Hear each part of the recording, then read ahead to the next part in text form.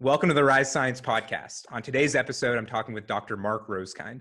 Mark has a storied history with sleep.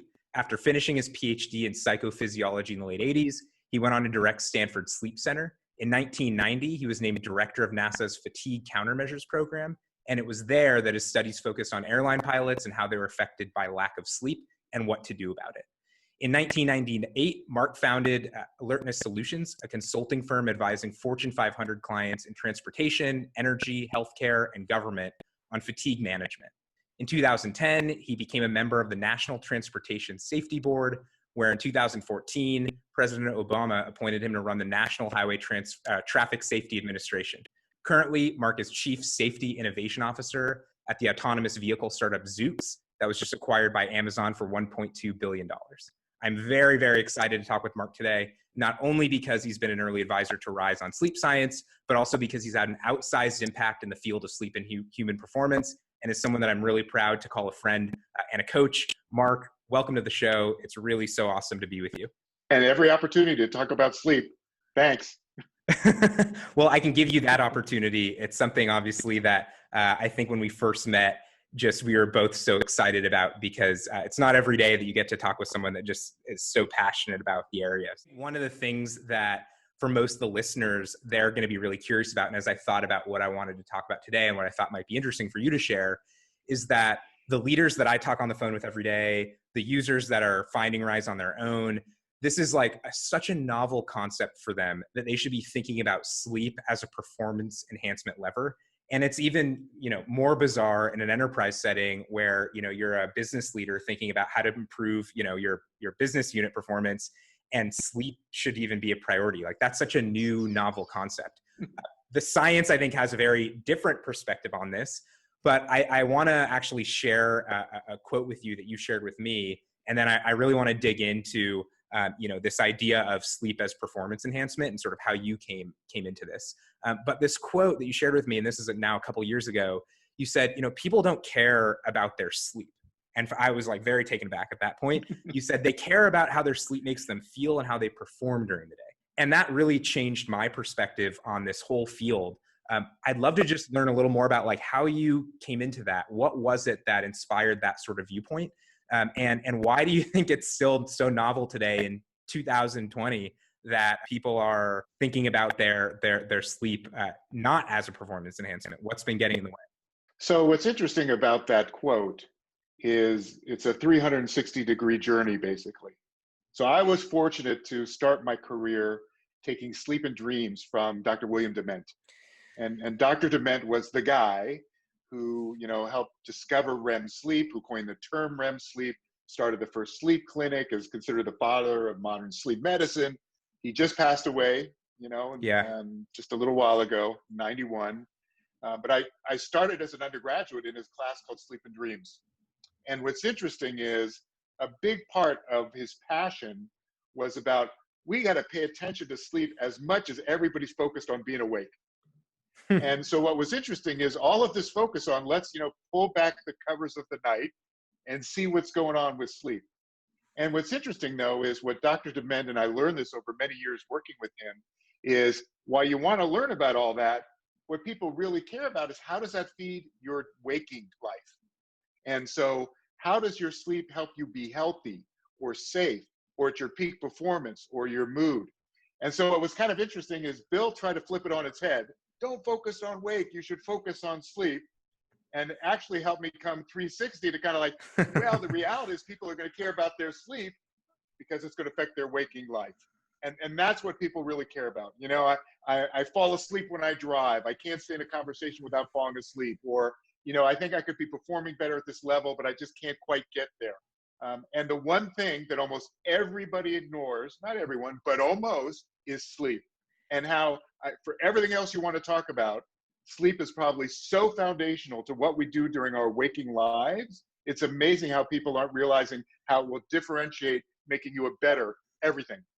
Yeah, so one question is, why has it taken so long? And I get this question a lot. People see me as a sleep expert, and I'm like, well, really, I'm just an enthusiast. Yeah, I've done a couple papers, and I've been deep in this field for a while. But why is it that people haven't really thought about this? I think it's gotten a lot more, even since we've known each other, I think it's even gotten more attention than it ever has historically. Do you have a sense of what's going on with the field of why people just aren't in tuned, and maybe what's starting to change now? What's interesting about that is I've always felt education is foundational. It's like when people learn about what the opportunity represents, that's kind of when literally the light bulbs go off. And it's like, oh, I could use this to my advantage, right? To be Right. safer, to perform at a higher level, et cetera. What's interesting though about your comment is there are cycles to this. What you just said, I've heard probably at least 3 or 4 times in my career, right? Yeah. Where I think it's getting better. And so do a search sometime on where this CEO comes out and says, man, the biggest lecture I have is getting 8 hours sleep, or it's some like you, and it's like, wait, that was 10 years ago. And then Yeah. you look at about, I don't know, 7 to 10 years before then, it's like it seems to go through cycles where the Yep. education goes up, people have some appreciation maybe of sleep disorders or how it might help improve performance to some extent, and then it kind of just stabilizes, and then there's another spike again. And it'd be interesting if it was related to some new finding, but not usually. I find it's more Right. education. There's a new popular book that comes out and everybody's talking about it. So now everybody's talking REM sleep and sleep apnea and taking naps.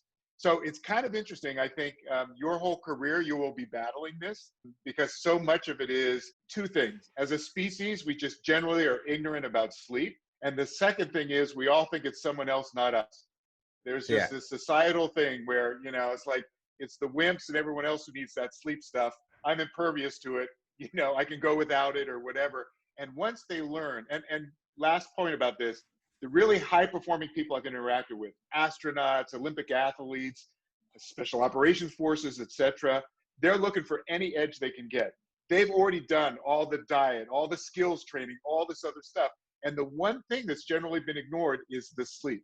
And the thing that's sort of shocking to me is, one of the things that I'll often tell people that are just thinking about sleep for the first time as a way to improve performance is that this isn't a trend. We've known about sleep for a long time. And, I even go back before Dement where, his lab at University of Chicago that started back in 1925, like, that was before penicillin was even ever thought of, that we've been studying human sleep. So, the way that I'll sometimes explain it is, sleep is like this performance enhancing drug that pretty much affects every aspect of your functioning. And we've known about this drug longer than we've known about the first antibiotic ever developed.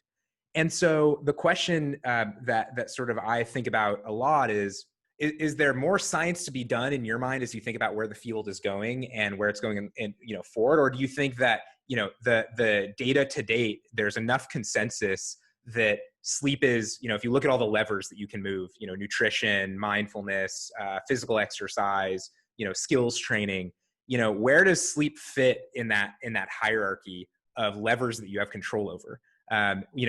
That's something that I think is just interesting for me. And obviously for the people that we talk about is you've got millions of things you could do. Why should sleep be the priority? So first, let's start with what you were talking about, a drug, right? A drug enhancing, right, for performance. And what's Yeah, interesting about sleep is everyone's got it. It's natural. You're not paying for it, right? I mean, totally. it's like if I mean, when you just think about that, everyone's born with this. It kind of comes natural to us, etc. It's like the natural performance enhancer. Why isn't everybody taking advantage, right? Yeah, And why that's not? why, to your question, first, I would say it goes at the top. And so I've always thought sleep is foundational to anything else you want to do. And kind of like we were talking about before, good sleep means better wakefulness. So I don't care if Yep. it's a specific performance, decision making, physical performance, your cognitive aspects, mood, etc. All those things benefit from a good night's sleep. So I put it up at the top. So, better nutrition, we already know you don't sleep well, that's going to affect your ability to become obese and manage fat and do all this other stuff. It's going to affect your mood and how you interact socially with people. You want to sell stuff, for example, man, if you're not really good interacting with people, you're going to pay a price for that. And so Yep. I always think, well, I put it at the top of your list. I think of it as sleep is foundational. You want to do all those other performance enhancers, you better start with good sleep. Because whether it's learning a new skill or performing, in an interactive way with other people socially, or just your own health, etc., sleep is going to be fundamental. It's foundational to making sure you're in the best position for all those things. And that's, when you think about the other levers, which I guess is the second question, okay, how does sleep stack up to thinking about mindfulness. I've got an exercise routine, and it's all about trade-offs. And so when I'm thinking about that, what you're saying is, what I'm hearing from you is, hey, look, you should focus on sleep first because it affects all the other areas. When it comes to sleep, what is it about it that seems to affect? I mean, very few things affect every single aspect of your functioning, cognitive, emotional, physical. Do you have any sense of or theories about why that is and what's going on? I mean, is it just so fundamental to how we operate? What are your thoughts there? For decades, people have asked, why do we sleep? And we still haven't really answered that, except I point out what we have done is point to better data about REM sleep helps with memory consolidation, right? Deep sleep helps with physical restoration. We have all kinds of new data on immune function, et cetera. Yeah. And the reason I bring that up is because it's kind of like asking the question, why are we awake? Right. And, we're awake way beyond just, getting food, gathering food and procreating. Wakefulness is way bigger than those things. And so to say, like, why do we sleep and think there's going to be one reason is just naive. Yeah. And so that's why, to your point, I think it's fundamental to our existence. And again, I was like food, water, air. Without those, you die, you don't survive. Sleep is on that list. That's how fundamental it is. And that's why I say it's literally foundational to anything else you want to do. And I don't care what you want to put on that list, learning new skills, mindfulness techniques, your mood, again, your social interaction, your high level decision making. If your sleep in any way has declined to the point where it's going to affect your waking performance, you're not going to see a little bit of decline. You're going to see possibly huge degradation, right? And so that's the other thing I point out is people think, well, I can lose sleep and it maybe throws me off my game 1 or 2%. Most data show communication goes down by 30%. Reaction time can be down 50 to 75%, right? Yeah. Decision-making can go down 50%. And it's like, not that you don't make decisions, but half of them are bad, right? Yeah. And so again, it's like, you're still performing, but it's at such a lower level that I think, people really need to be realizing if you don't have this fundamental, then everything else you're trying to do is degraded, possibly even impaired. What I think to me is so shocking about that, and I think it's a unbelievably huge claim, which is that the single most important thing you can do if you care about your wake time functioning, and whether that's from a quality of life standpoint, whether it's from a performance or productivity standpoint because you're competitive, you're saying the single most important thing you can do is basically get enough sleep and make sure that you're sleeping well. Like that's really the claim. And that there's nothing that is more impactful, no other lever that human beings have that you found, whether it's at NASA or at Stanford or at Alertness Solutions, and later that's going to have a bigger impact than what you do with your sleep. There's absolutely no question. And two things, again, food, water, air. Without those, you die. And most of us won't hold our breath or stop drinking, right, long enough to actually die. And most of us won't sleep deprive ourselves to death, but you can, right? Yeah. But the point is, that's not what you're after. What you're after is, man, you got to have good hydration and you got to have a good diet and you got to breathe right. It's like these are so fundamental to being able to exist. And that's like your question earlier, kind of about the science. What's fascinating for me is over the last few decades, there's more science that shows better and better outcomes of good sleep helping with performance or sleep deprivation creating an impaired level of performance. But that's really what's interesting. It's not like we have some big, huge new finding. Oh, guess what? Sleep does. Well, what we've learned is sleep degrades performance, and now we've got it in higher cognitive kinds of decision-making, certain memory kinds of things.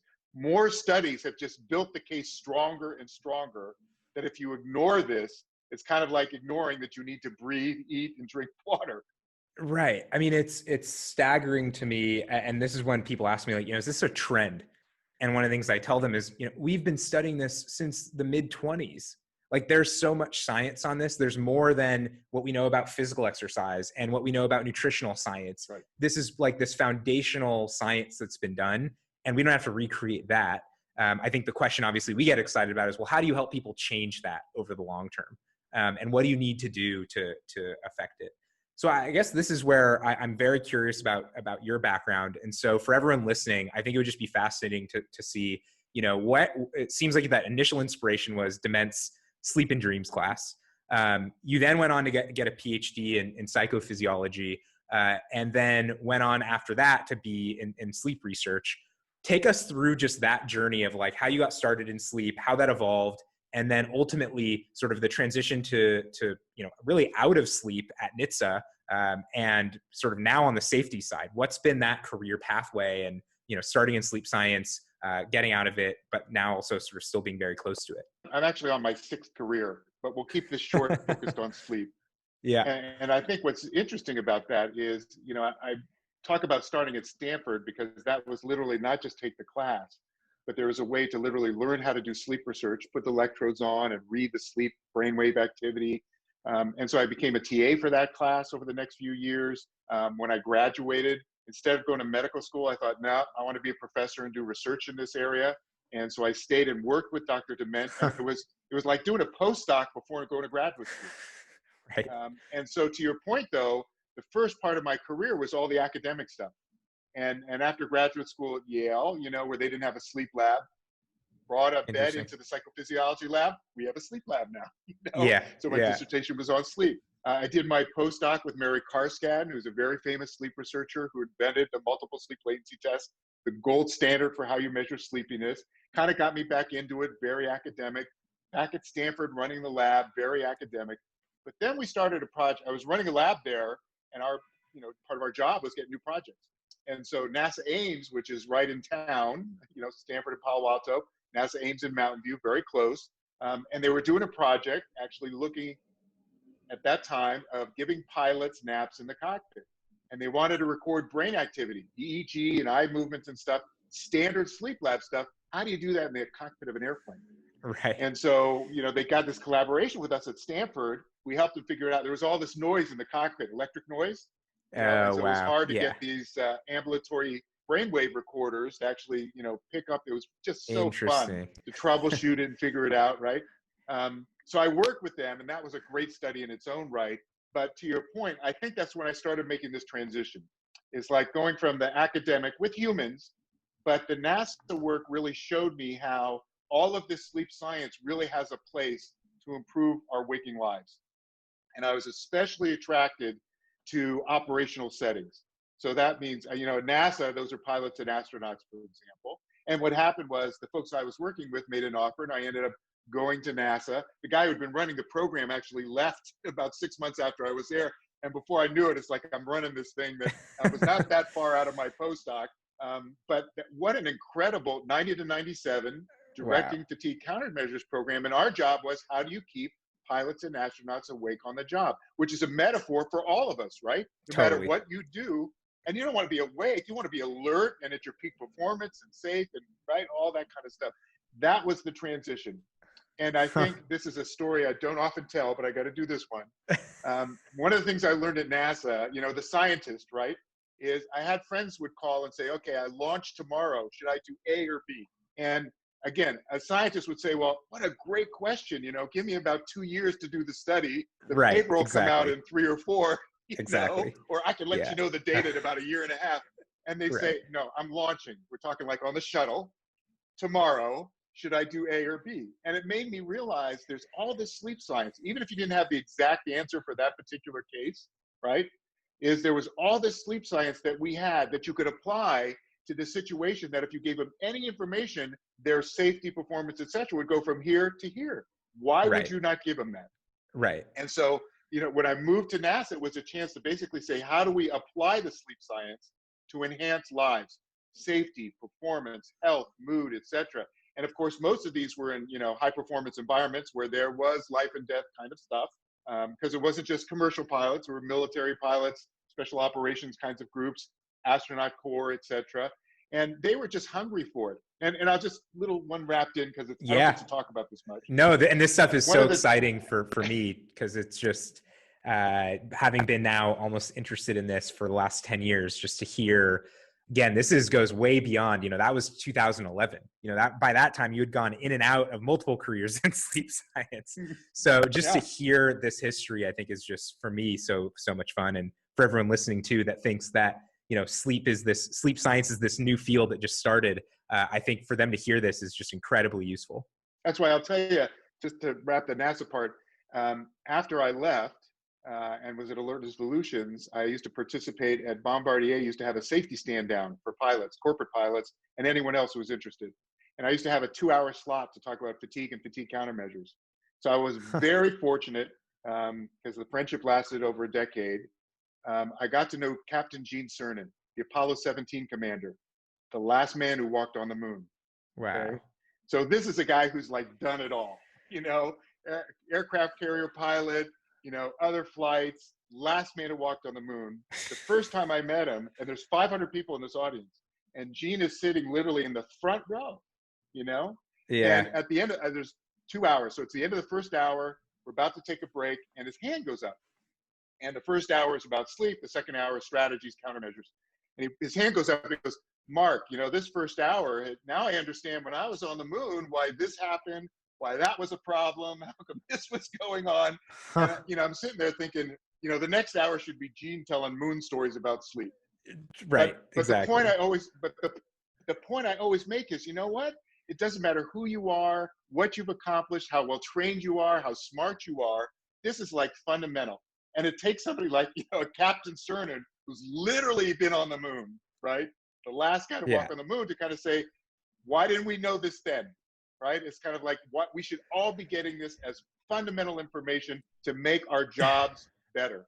It's I mean, it's the fact that, you know, you have someone who's, you know, on the moon that didn't hear this until they were, you know, much later in their career is just shocking. And, you know, my hope is that some of the work that we get to do at Rise obviously is feeding off of all of the work that you've done, your colleagues have done. And, you know, we can play some small part in this story where, you know, at some point in the future, we almost just laugh at the fact that people weren't taking sleep seriously, that it wasn't a priority, that businesses weren't talking about it, that they weren't creating sleep safe environments for their employees, that, you know, when you're a parent and with your kids, you're not talking about it. This is just fundamental. And my hope is that sort of world of healthy sleep comes true, you know, in the next 10, 20 years, because it's based on our earlier conversation. If we make that happen, the world will be much better in almost every way, which is just, you know, kind of fantastical to think about. So take Jeff, us through. That's why hang on.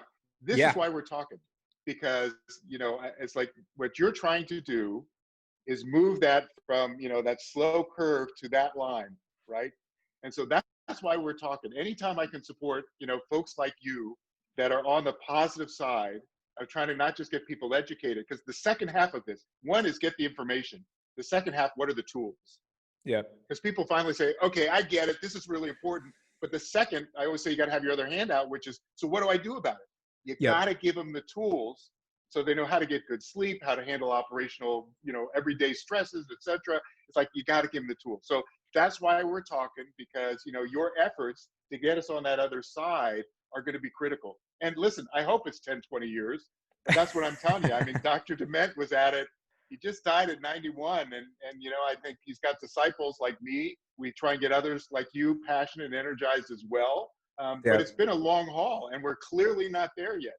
No, I mean, we're not there yet. And, but to see that work, I mean, we're hopefully we're, you know, moving in the right trajectory.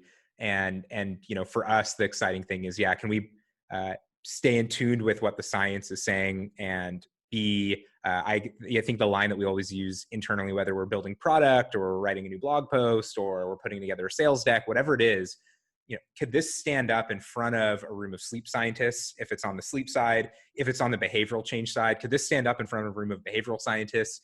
And, you know, we're not going to be perfect, but we want it to be pretty rigorous. And I actually remember we were working with the Miami Dolphins a couple of years ago, and they wanted to test the impact of our program. And I reached out to you and I said, Mark, can you introduce me to Dave Dinges, who might help me figure out how to do the, you know, PVT study with them?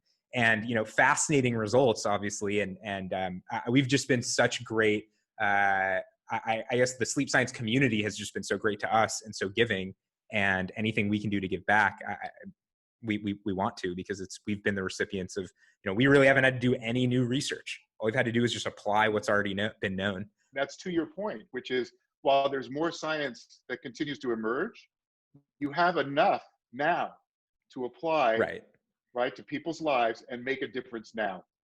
No, totally. And, you know, I guess the interesting question on the tool side, and maybe this is the transition from, you know, as you've transitioned now on the safety and policy side, being in Washington. Where do you see the tool side going? I mean, where are things, do you feel like there are maybe some big technological enablers that are going to change that you saw, back when you were working in the field that maybe just weren't there yet? And what do you see as, that new wave and where things are going?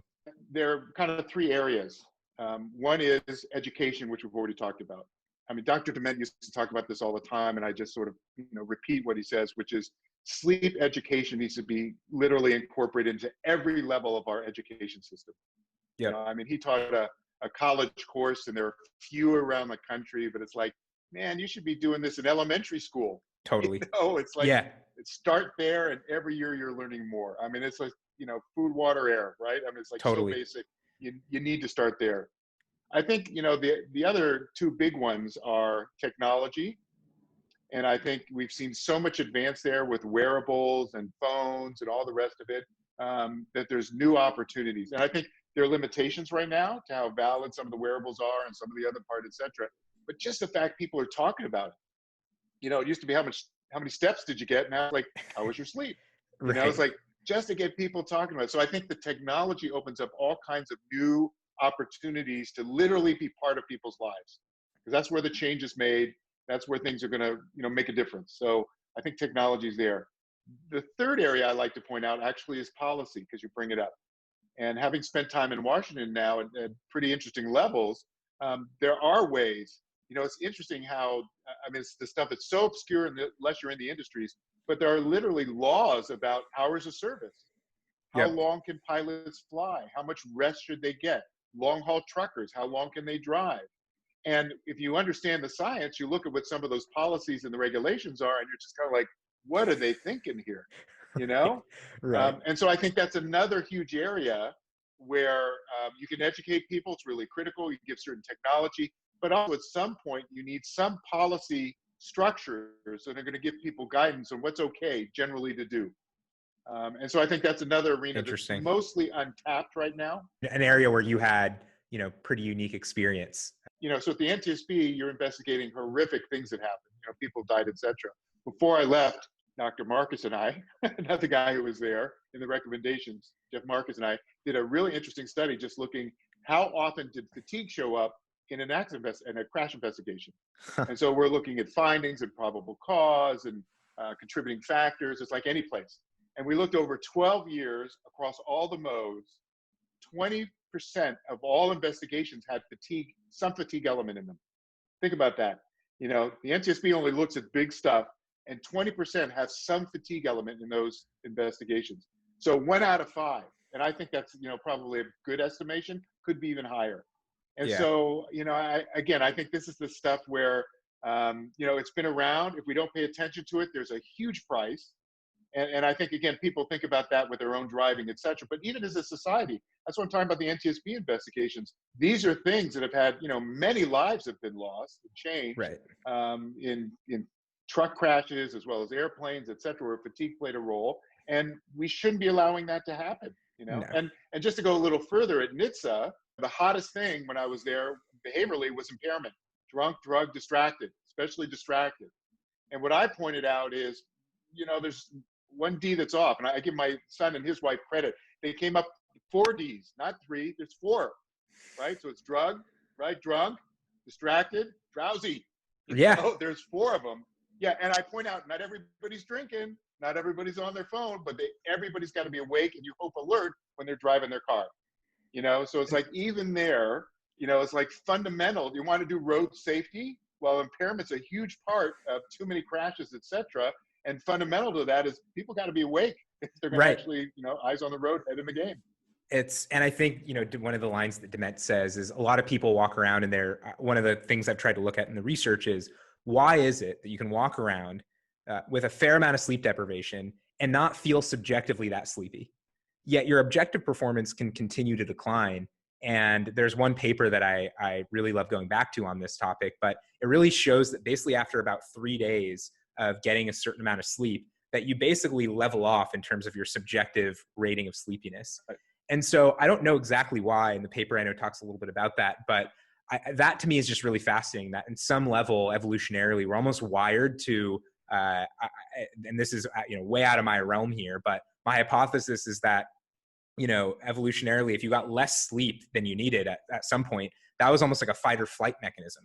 And that, if you are going into fight or flight, not only are you going to activate a bunch of, short-term stressors, but your brain is almost tricking you to feel more alert than you might otherwise would be, to get through psychologically whatever situation. But it's just so strange that, you can go around getting 5 hours of sleep for a while and not really feel it. And, Dement's line is drowsiness is red alert. Most people feel like drowsiness Yep. is like, oh, maybe I need a little more sleep. I'm a little drowsy at an early afternoon, today.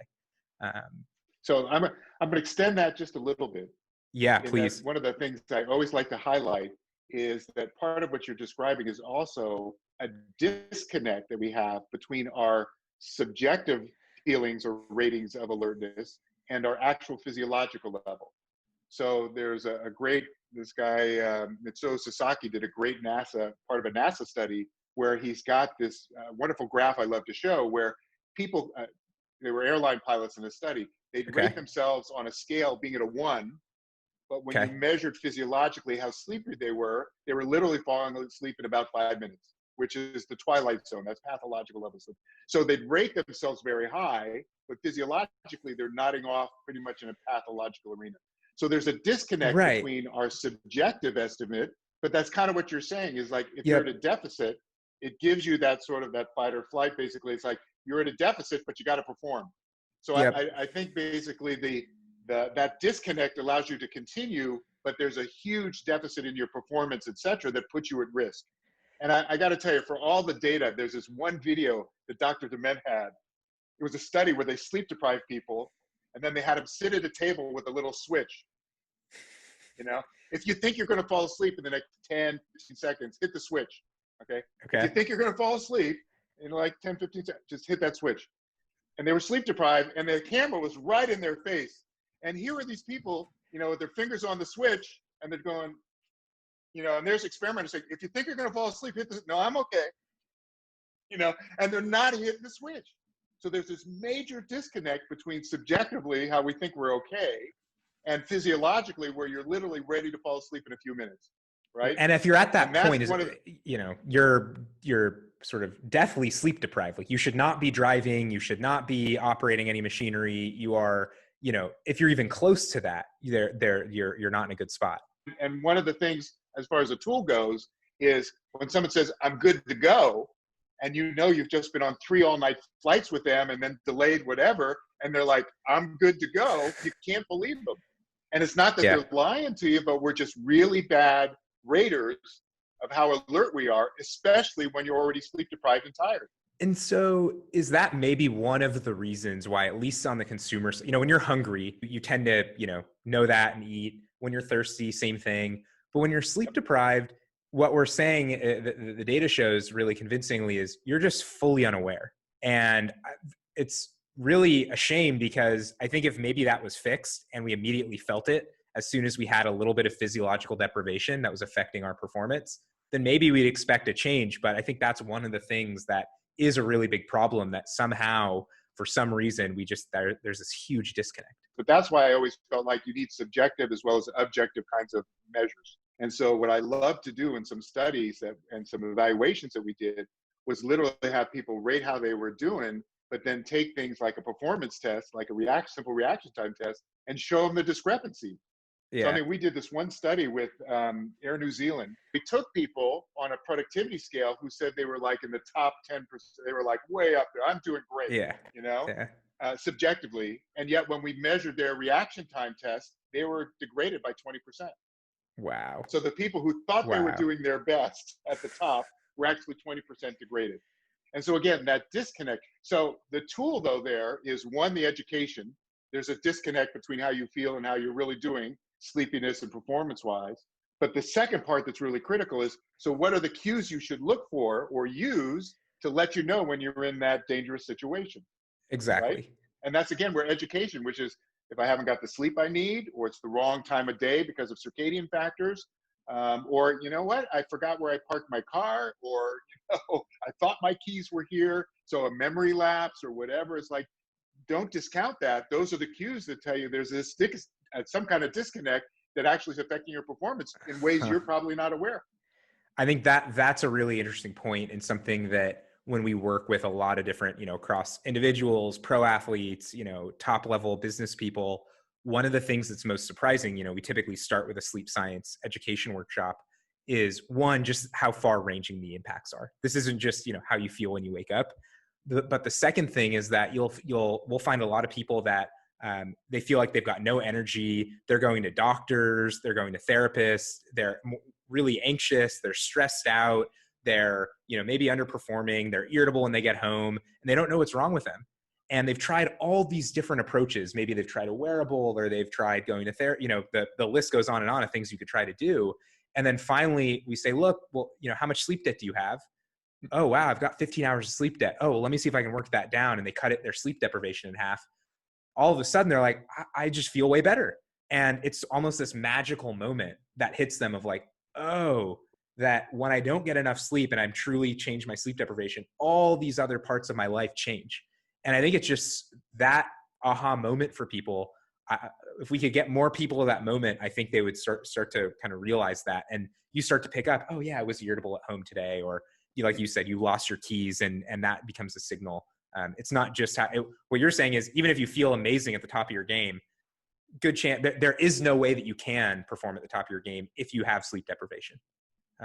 Absolutely. Absolutely. And what you're getting to is, people, all those different sort of difficulties you were describing that people could have. Yep. And it's not like if you sleep, they all go away, but Right. sleep is foundational. All those things will improve, or your opportunity to improve your mood or your health or these other things will improve with the sleep. And a lot of folks, especially in the patient arena, like with sleep apnea, is when they get treatment, it's like a fog lifts. And what you're describing is, even with significant sleep deprivation, especially that sleep debt, because for most people, it's not about too little sleep one night. It's about that big cumulative sleep debt that they've built. What's interesting is when you're in the fog, you don't know it. I mean, that's what we're talking about That's this what we're talking discrepancy. about. It's like, if you're in the fog, you don't know, and you don't know it and realize it until you're out of it. Right. So until you have more sleep Right. and you're more alert again, you don't even realize that until you can look back and say, whoa, that was really bad. Yeah. And that's one of, I think, the challenges for us is it's both, education. How do we get you to realize there's a problem here? And, but then, changing it into the tool side of helping people realize that. But I think that unlock of you don't realize, you're not supposed to realize it. The science shows you will not likely realize how sleep deprived you are. But when you measure it objectively and start to make changes, you'll feel it immediately, and it'll be, no brainer. And it was actually one of the things we saw with pro athletes that I'm sure you've seen is, when we're working with them, they'd say, all right, Jeff, I buy some of the data and I buy that this might be useful. Then they're like, what's in it for me to lose? I'll try getting a little more sleep for a couple more nights. They do that. They work their sleep deprivation down, over 4 or 5 nights. And then they're like, oh, whoa, I'm practicing a lot better. This is crazy. Okay. And that's that moment when it hits them, they're like, oh, I didn't realize it was that simple. I'm just not getting enough sleep. And now it is hard to solve, but it's really, the problem is as simple as that. And I think it tends to get overcomplicated. And one of the things that it is frustrating is, this wearable is going to solve it for you, or a new mattress, or a new pillow, or, this new technique, or this supplement. And I think we both know that that sort of doesn't really hold any water. What you were just highlighting is the need for individuals. What you have to do is have them identify the performance measures that matter to them. And what you want to do is have them, even if they're just, doing subjective self-assessments of how they're doing, let's stay with football for a moment, speed off the line, or, injury issues, or just, what their conditioning is like, or how quickly they become winded because of, right? Or just driving, or some other kinds of, I can't stay awake while I'm watching a movie, etc. It's like, we'll be in a dark room, I can't. So have them identify, a range of performance things that matter, and have them keep track of that. Things that are objective, right? Your speed, can you drive or not? Forget your key, etc. And then the experiment is great. Let's take a week, and get you more sleep, and get, that sleep debt down to 0 if you can. Yeah. And then be measuring them at the end of that week, right? And I'm telling you, it's like, anybody who's honest about doing those ratings, there has to be a difference. And if there's not, there's some other pathology or illness going on that you got to get figured out, right? Because that's like such a straightforward individual test that everybody could do. right? Oh yeah, What for matters free. to you? Let me get more measured again. It's got to get better. Yeah, no, I mean, and that's for free. If you're listening to this, you can literally, pick a couple performance measures, keep track of it in your, phone notes app or on paper. What are the measures that you care about? And then get as much sleep as you can for, 4 or 5 nights. And then continue to rate as you go along, and you'll see the change. So that's the amazing thing. So I have to mention two more things, but with our limited time we have together. One is one of the papers that you did around sleep and workplace productivity. And one of the things that's so fascinating is a lot of people, how do you quantify that? How do you quantify productivity? And really, is it sleep? There's so many other things we're doing. So what went into that work, and what do you think the implications were for business today? So I think what you're highlighting is sort of an evolution of my work and sort of focus on trying to quantify the outcomes a little bit better. And I think just like we were talking about, it's really important to kind of personalize these measures, whether it's for an organization or an individual. And just to be honest about that, there was a great researcher at Tufts who had already been doing productivity work, and she was looking at it mostly related to health outcomes. And I Okay. was amazed that nobody had taken this standardized, survey that she had and applied it to sleep. Yeah. And so that's why what we did was actually take her, survey questionnaire that she had that had already been validated and used in all these other health measures, and applied it to sleep and divided them all up. And I think what was most interesting about that is even people that had quote good sleep still had a productivity cost. And then when you went actually to people that were sleep deprived to some extent, it just got worse and worse and worse. And so again, I think that's an example of taking a validated measure that already existed, and let's just document. And in my case, I think about a lot of these. It's like, if it didn't come out that way, we were doing something wrong. Right. And not that not that you sort of know it's just what your hypothesis is based on decades of research, right? Right. And Right. so it's just nobody's documented before the productivity pieces you're talking about with a standardized measure from some other arena. And that's kind of what we did. And I think that's important for the kind of work you're doing as well, is that people need to know it's not just how you feel or I feel. There's organizational metrics that have been used now that Yep. show if you're not paying attention to sleep, you're paying for it. And if you pay for Yep. it, the way I was, this is me being the glass is always half full. And so it's like, if you pay attention to this, it becomes an advantage for you.